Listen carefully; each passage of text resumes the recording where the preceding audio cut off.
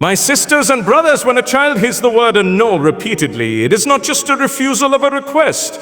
It becomes an emotional experience that shapes how they see themselves and the world around them. A young heart is tender, curious, and eager to explore.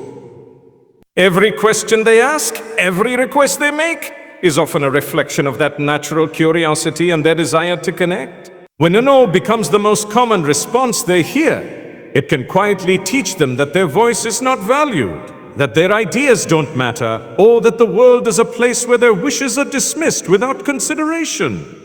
Over time, this can leave a mark, diminishing their confidence and making them hesitant to express themselves, even in safe spaces like home. This doesn't mean parents should say yes to everything, because not every request is beneficial or possible. But the way a refusal is communicated makes all the difference.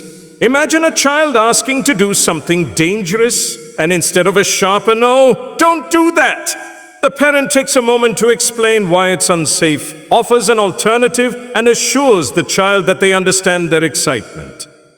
That child still learns the limit, but they also feel understood, respected, and heard. This small shift in approach helps preserve their sense of worth and trust in their parents.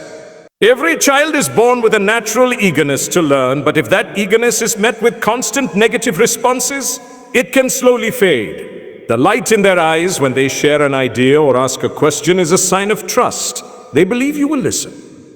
And when you listen, even if the answer is not what they wanted, you affirm their value as a person. That affirmation builds emotional security, which becomes the foundation of their character. Parents are not just caregivers, they are builders of their children's inner world. The way we respond in these small, everyday moments shapes how our children will respond to challenges, authority, and even themselves in the future. We must remember that while a no can stop an action, understanding can build a soul. When a child makes a request or expresses a desire, it's often a reflection of their curiosity, imagination, or immediate emotional need.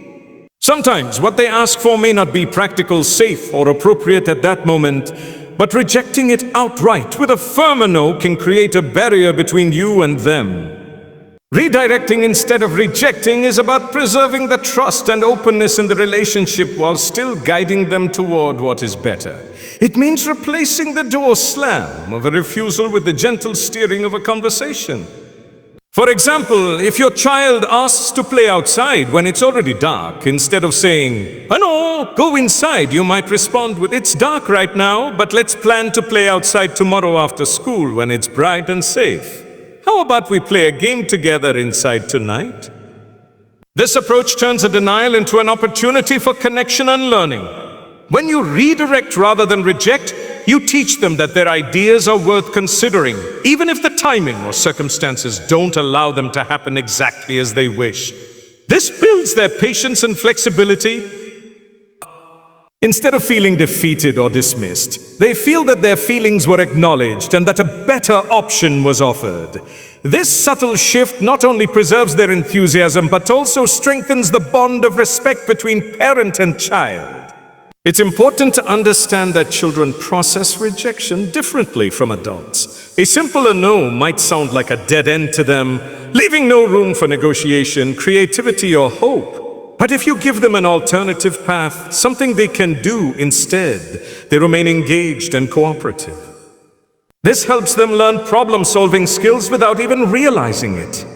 Over time, they begin to internalize the mindset that even when life doesn't give them exactly what they want, there are other meaningful paths they can take. Redirecting also teaches emotional regulation.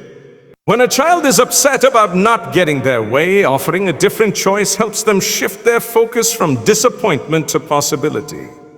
This is a life skill that will serve them long after childhood, understanding that setbacks are not the end, but a redirection towards something else that can be just as fulfilling.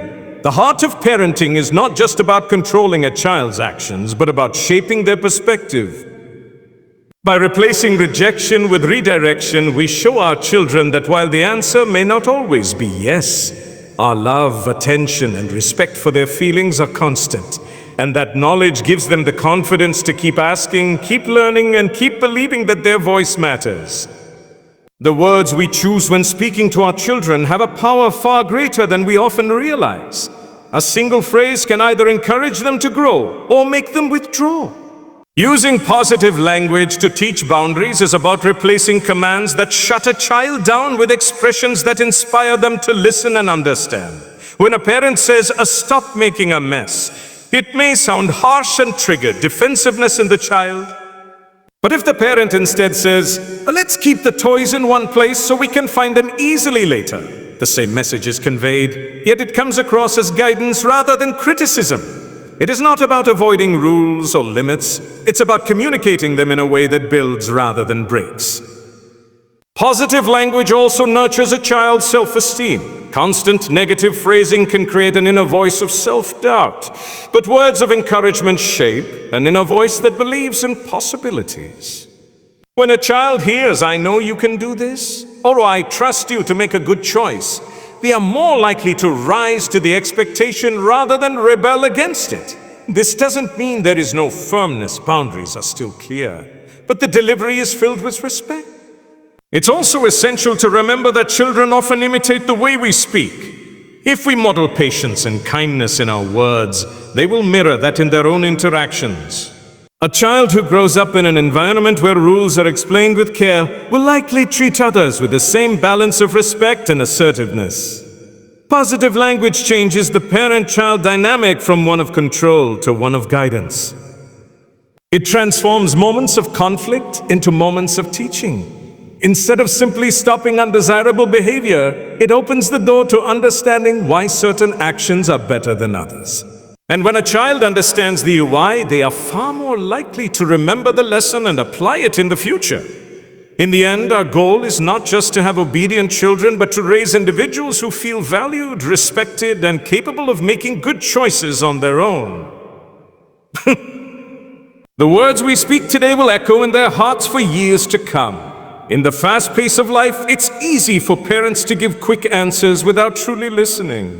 A child may come to you with excitement, a problem, or a simple request, and before they can even finish, you've already decided your response.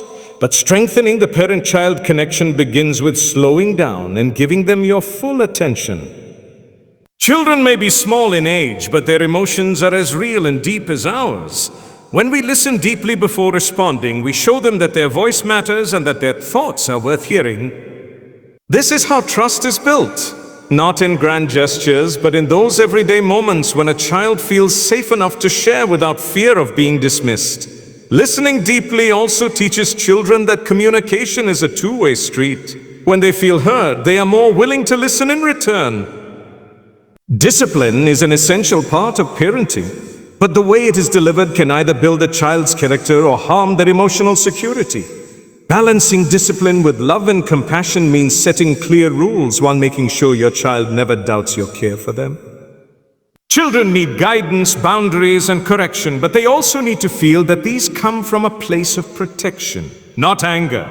When discipline is delivered harshly or without explanation, it can cause fear, resentment, and even distance between parent and child.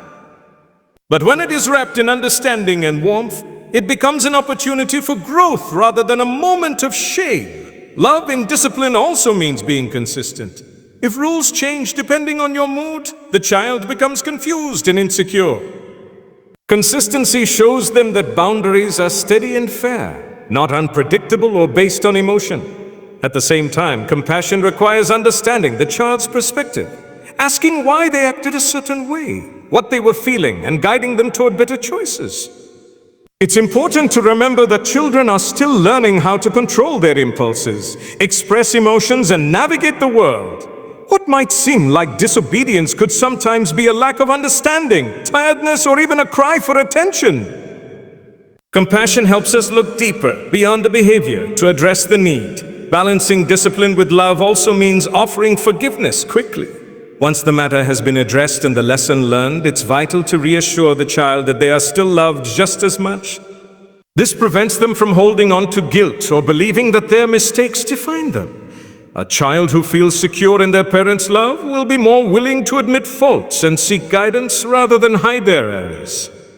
Discipline without love can harden a heart, but love without discipline can weaken character. When the two are balanced, they shape a child into someone who understands right from wrong, but also feels valued and supported. That balance is what gives them the confidence to face life with both strength and compassion for others.